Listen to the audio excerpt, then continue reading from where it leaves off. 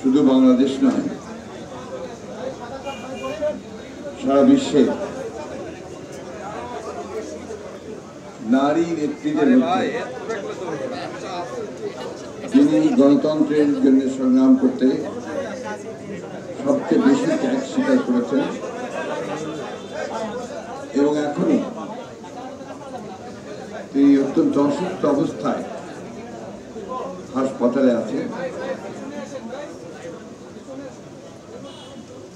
আমাদের সেই মহান নেত্রী, গণতন্ত্রের আপসীন নেত্রী।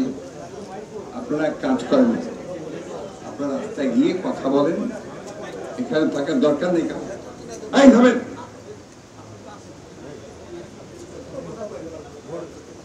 মিলাদে আসছেন, মিলাদের মতো থাকেন এখানে।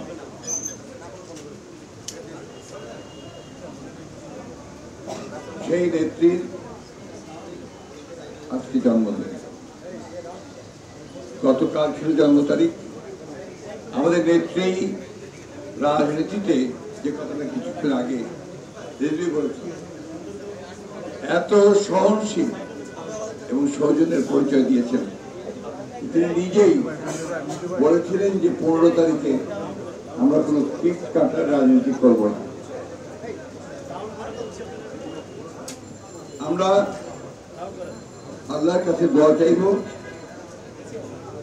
তার সুস্বাস্থ্যের জন্য, আমরা দেশের জন্য দোয়া চাইব,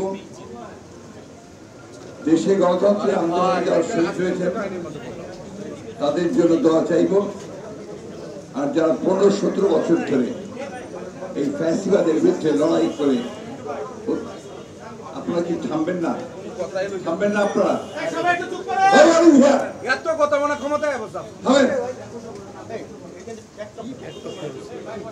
অসভ্যের মতো কাজ করেন আপনারা।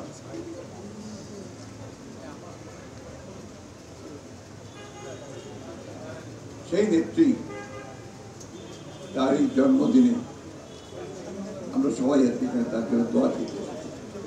আমার খুব কষ্ট হয়, দুঃখ হয় যখন আমরা দেখি আমাদের কিছু কিছু নেতা কর্মী তারা একটা বসার জায়গা, একটা ক্যামেরার সামনে যাওয়ার জন্য যে সমস্ত ব্যবহার করেন, আচরণ করেন, এটা কোনো সভ্য মানুষের করার দরকার নেই। এই আচরণ ঠিক না। তার জন্মদিন এখানে একটা দোয়া মাহফিল এসছেন, এখানেও কথা বলতে হবে, চিৎকার করতে হবে, কথা বলতে হবে। আমাদেরকে বারবারই কথা বলতে হবে কেন? দেশনেত্রী বেগম খালেদা আগেই বলেছি যে তিনি শুধু বাংলাদেশের নেত্রী নন, আমি তাকে সবসময় বলি তিনি হচ্ছেন এই বিশ্বে নারীদের নেত্রীদের মধ্যে গণতন্ত্রের জন্য সংগ্রাম করে এত আত্মত্যাগ এত পর্যন্ত কেউ করেছেন আমার জানা নেই। তিনি অত্যন্ত দুর্বল, দুঃসময়ে, কঠিন সময়ে বিএনপির দায়িত্ব নিয়েছিলেন, নিশ্চয়ই আপনাদের মনে আছে। যখন স্বাধীনতা ঘোষক শহীদ প্রেসিডেন্ট জিয়াউর রহমান শহীদ হলেন, তারপরে আমাদের দল অত্যন্ত দুঃসময়ে পড়েছিল। 1400-রও বেশি শাখা উপশাখায় দেশের বৃহত্তম ব্যাংক আইএফআইসি। একজন স্বৈরাচার এরশাদ সেদিন জোর করে ক্ষমতা দখল করে নিয়ে বিএনপিকে ধ্বংস করবার কাজে লিপ্ত হয়েছিল, গণতন্ত্রকে ধ্বংস করেছিল। তিনি তখন একজন গৃহবধূ ছিলেন। সেই গৃহবধূ রাস্তায় বেরিয়ে আসলেন, ডাক দিলেন, বিএনপিকে ঐক্যবদ্ধ করলেন।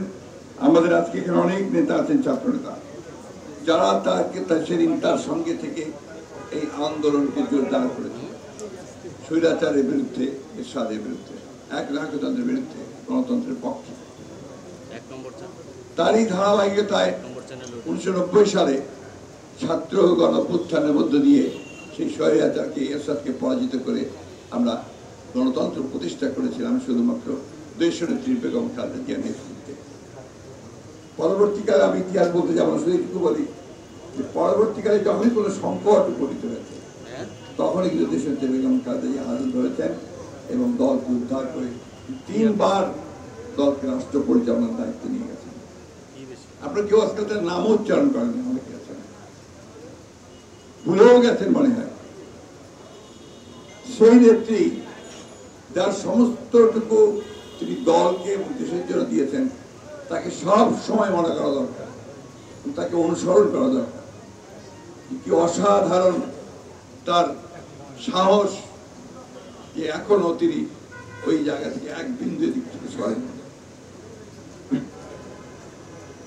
তো আপনারা দেখেছেন এখানে যখন তিনি বক্তব্য রাখলেন বহুদিন পরে, 6 বছর পরে পাবলিকলি, তার ভিডিও দেখেছেন, কি বলেছেন যে গণতন্ত্রে আমাদের পৌঁছানোর এখনো সময় লাগছে, কারণ এখনো কেয়ারটেকার গভর্নমেন্ট। ইলেকশন হবে, ইলেকশনের পরে আমরা আপনার জনগণের প্রতিষ্ঠায় অধিকারকে প্রতিষ্ঠা করব, তখনই আমাদের সাকসেস আসবে, পার্লামেন্ট হবে, তাই না? তিনি বললেন প্রতিহিংসা নয়, প্রতিশোধ নয়। কথাটা খেয়াল করবেন, এখন কোন প্রতিহিংসা নয়, প্রতিশোধ নয়। শান্তি ও ভালোবাসার মধ্যে দিয়ে আমাদেরকে দেশ পরিচালনা করতে হবে, গণতন্ত্রের দিকে এগিয়ে যেতে হবে এবং দেশকে সামনে এগিয়ে নিতে হবে। আজকে তার জন্মদিনে আসুন আমরা সবাই সেই প্রতিজ্ঞাই আল্লাহ তাআলার কাছে করি, যে আল্লাহ তাআলা যেন আমাদের বিএনপির যে ভাবমূর্তি, যেটা শহীদ প্রেসিডেন্ট জিয়া রহমান তৈরি করেছেন, বেগম জিয়া তৈরি করেছেন, তারা সেই ভাবমূর্তিকে যেন আমরা অক্ষুণ্ণ রেখে সামনের দিকে এগিয়ে যেতে পারি। আমাদের ছেলেরা, তরুণ যুবক ছাত্ররা, আমরা বিএনপি 17 বছর ধরে এই সন্ত্রাসবাদের বিরুদ্ধে লড়াই করে আমরা একটা ভূমি তৈরি করে দিয়েছি, তার একটা ভিত্তি তৈরি করে দিয়েছি। সেই ভিত্তিতে দাঁড়িয়ে আমাদের ছেলেরা, ছাত্ররা, তারা আন্দোলনকে ওই পর্যায়ে নিয়ে গেছে, বুকে রক্ত ঢেলে দিয়েছে। সাইড থেকে শুরু করে আরো অনেকে, প্রায় 1000 খানেক ছাত্র প্রাণ দিয়েছে।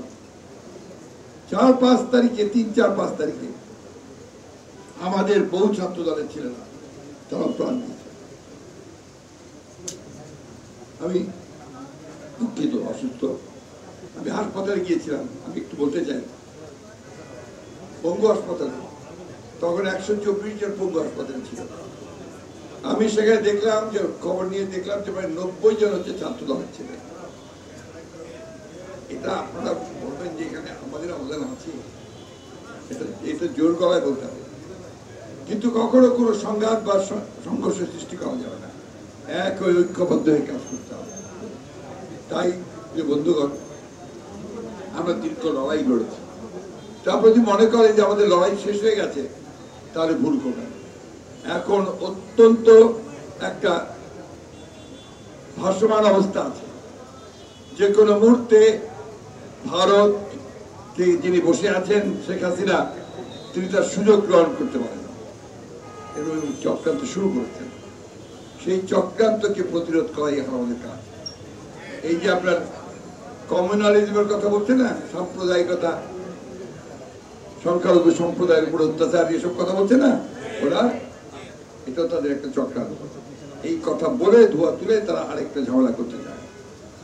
আপনাদের দায়িত্ব হচ্ছে যে নিজ নিজ এলাকায়, প্রত্যেকটি এলাকায় নিজেদেরকে ব্রিগেড তৈরি করবেন, শান্তি ব্রিগেড। শান্তি ব্রিগেড করে পাহারা দেবেন সমস্ত সংখ্যালঘুদের উপাসনালয়, মন্দির, গির্জা, এই সমস্ত লোক পাহারা দেবেন। তাদের ব্যবসা প্রতিষ্ঠান, তাদের জীবনমানের দায়িত্ব দিতে আপনাদের। আমার একজন শিক্ষক ছিলেন, আমাদের খুব নাম করা আলেম ছিলেন, মৌলানা তৌহিদ সাহেব। তিনি বাবরি মসজিদের গঠনের সময় তিনি বলেছিলেন, সকলকেই বলেছিলেন যে দেশের সংখ্যালঘুরা হচ্ছে সংখ্যা গুরুদের, অর্থাৎ আমাদের আমানত, পবিত্র আমানত। আর এই আমানত যে খেয়ানত করে, সে আর মোমেন্ট থাকে না। এই কথাগুলো মাথার মধ্যে সকলকে রাখতে হবে এবং সেইভাবে তাদের প্রোটেকশনের ব্যবস্থা আমাদেরকে করতে হবে। আর আমাদেরকে আমাদের নেত্রী নির্দেশ অনুযায়ী প্রেম ও ভালোবাসা দিয়ে আমাদেরকে দেশকে সামনে এগিয়ে নিয়ে যাওয়ার চেষ্টা করতে হবে। আমরা যখন সোশ্যাল মিডিয়াতে, পত্র পত্রিকায় কিছু বিরূপ খবর দেখি, তখন কিন্তু আমরা আতঙ্কিত হই আবার কোন নতুন ষড়যন্ত্র শুরু হচ্ছে জনগণের অধিকার থেকে বঞ্চিত করবার জন্য, আবার কোন নব্য ফেসিবাদ এসে উপস্থিত হচ্ছে কিনা, এদিক থেকে সাবধান থাকতে হবে। অর্থাৎ এখানে ঐক্য এবং ধৈর্যশীল অবস্থা, সহনশীল অবস্থা, ডিসিপ্লিনের মধ্যে দিয়ে চলতে হবে। এই কথাগুলো আজকে আমি বলার সুযোগ নিচ্ছি এই জন্য আপনারা একটা জিনিস খেয়াল করবেন। আজকে ম্যাডামের জন্মদিনের প্রোগ্রাম না, এটা কয়জন আসছে? কালকে একটা প্রোগ্রাম ছিল না, কয়জন আসছিল? না, আসে নাই। কেন মিথ্যা কথা বলছেন? অনেক কম, আজকেও কম। কেন? কি যুদ্ধ জয় হয়ে গেছে? না, এই যুদ্ধকে জারি রাখতে হবে, এই সংগ্রামকে চালিয়ে যেতে হবে। তা না হলে আমরা কিন্তু অনেক বড় বিপদের মধ্যে পড়ব। আমি বক্তব্য বাড়াতে চাই না। এক ফ্যাসিবাদকে পরাজিত করেছি আমরা, নব্য ফ্যাসিবাদের জন্য না আসতে পারে তার জন্য আমাদেরকে সহায়ক থাকতে হবে। আর এই সরকার মনে রাখতে হবে, এই সরকার একেবারেই নতুন সরকার, ইন্টারিম সরকার। তার দায়িত্ব হচ্ছে সে একটা নির্বাচন করে দিয়ে যাবে, তাই না? কিছু জঞ্জাল জমা হয়েছে, তো এই জঞ্জাল তো সলভ করতে হবে, ওইটুকু সময়কে তো তাকে দিতে হবে, তাই না? সেইভাবে কাজ করে এখনো আমাদের সংগ্রামকে জারি রাখতে হবে। ম্যাডামের যে আদর্শ তাকে অনুসরণ করতে হবে, ম্যাডামের যে বক্তব্য তাকে আপনার প্রতিষ্ঠিত করতে হবে, প্রেম ভালোবাসা নিয়ে সামনের দিকে এগোতে হবে, কোনো প্রতিহিংসা নয়, প্রতিশোধ। আসুন আজকে এই ম্যাডামের জন্মদিনে আপনাদের আরেকটা সুসংবাদ দিতে চাই। আল্লাহ যদি রহম করেন, ম্যাডাম অতি শীঘ্র আমরা বিদেশে চিকিৎসার জন্য নিয়ে যাওয়ার জন্য আমরা আল্লাহর কাছে দোয়া করেছি, এখন সুস্থ হয়ে আমাদের মাঝে ফিরে আসেন, সেই দরকার। আজকে আমি আর বক্তব্য বাড়াবো না, আমি কিছু বেশি কথা বললাম, কিছু মনে করবেন না, কারণ এই কথাগুলো বলার প্রয়োজন আছে, এগুলোর প্রয়োজন আছে। যাই হোক, আমি বক্তব্য শেষ করছি। আপনারা সবাই ভালো থাকবেন, সুস্থ থাকবেন, ম্যাডামের জন্য দোয়া করবেন। আমরা আল্লাহ তার কাছে দোয়া করছি, আল্লাহ তাআলা তাকে সম্পূর্ণ সুস্থতা দান করুক এবং তিনি চিকিৎসা করে যেন আমাদের মাঝে ফিরে আসতে পারেন, বাংলাদেশের মানুষের কাছে ফিরে আসতে পারেন সেই জন্য। আর সেই সঙ্গে যারা শহীদ হয়েছেন তাদের জন্য আমরা দোয়া করব, যারা আহত হয়েছেন তাদের সুস্থতার জন্য দোয়া করব। আর দলকে শক্তিশালী এবং অত্যন্ত ভালো ইমেজ নিয়ে দল চলুক, এই দোয়া আমরা করবো। আসসালামু আলাইকুম।